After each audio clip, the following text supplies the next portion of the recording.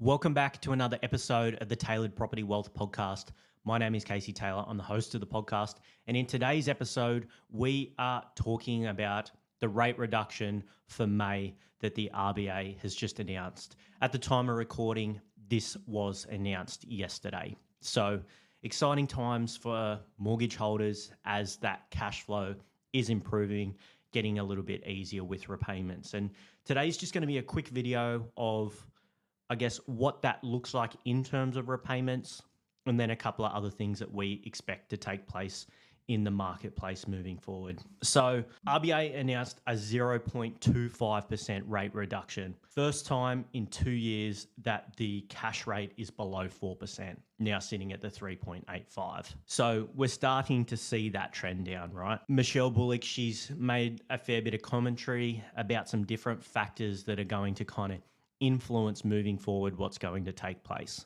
My kind of thought process with the rate reduction, it wasn't a matter of if we're going to see a rate reduction, it was just a matter of how much. Was it going to be the 0.25% that we saw, or was it going to be 0.5%? So the next meeting is the start of July. Be interesting to see what takes place then. We'll probably see another rate reduction, and it's just not being as bullish as dropping it by that 0.5%. So time will tell. We will see. However, there's going to be a couple of things that really start to shift in the marketplace with more people coming back in. Now, just quickly, for repayments. Now, this is off $500,000 worth of debt. If you've got more debt, that savings is going to be higher, and it does depend upon the interest rate. I've factored this off a 6.5% interest-only loan, reducing down to 6.25%, which is just roughly the kind of averages in the marketplace right now. So repayments annually for that $500K debt at 6.5% is $33,132,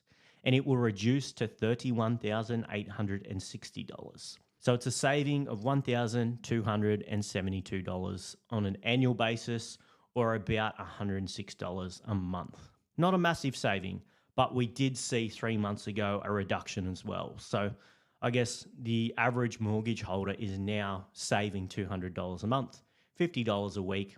It definitely does make a difference. It could be shifting some people who were, neutral with their property from an investment standpoint. It might now be paying a little bit in the pocket, or there is that reduction of a couple of $1,000s per year, which is great, right? Easier to hold. And then as we see rates continue to drop, that's going to improve. And what does that mean for the marketplace with these improved cash flow positions, the improved and lower repayments? More people are going to enter the marketplace. Some people are sitting on the sidelines waiting to see a couple of rate reductions before they go out and take action again.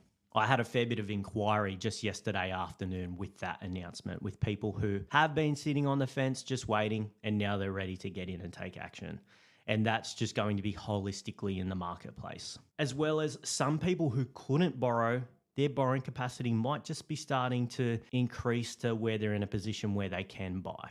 So there are going to be more people coming back into the marketplace. You're going to be competing with more people. And as the year goes on, that's progressively going to lift. And we're seeing that in our inquiry levels at the moment. With post-election, inquiry level came back up. And now with the rate reductions, it's continuing on. So if you are in a position where you can borrow money right now and you do not do so, you are missing out on opportunity for capital growth, which is financial freedom for you and your family in the future. Action takers will reap the rewards. And then there's unfortunately going to be people who sit on the fence, don't take action, and in years to come, they're going to complain that property prices are too high and they wish they purchased 5 years ago. 5 years ago, we're in COVID. There was negativity in the marketplace. Property prices were going to go backwards. And what has taken place is in the right locations, property prices have continued to grow by a lot for some of those locations. So it's a matter of getting the location correctly, understanding that, and it's going to perform well over the coming years. And then with that capital growth, you can go out and leverage into more and more property, use leverage and the compounding effect to your advantage. If you're not really sure where to start and you want to work with a professional that really understands this and gets above average results long term, reach out to us. Let's have a chat. We can see if we can help you on your property journey to building financial freedom. We have limited spots each month. We don't work with everyone. So it is going to be a matter of seeing if you qualify to be one of the limited clients we work with. Hope this one's been valuable, and we'll see you on the next one.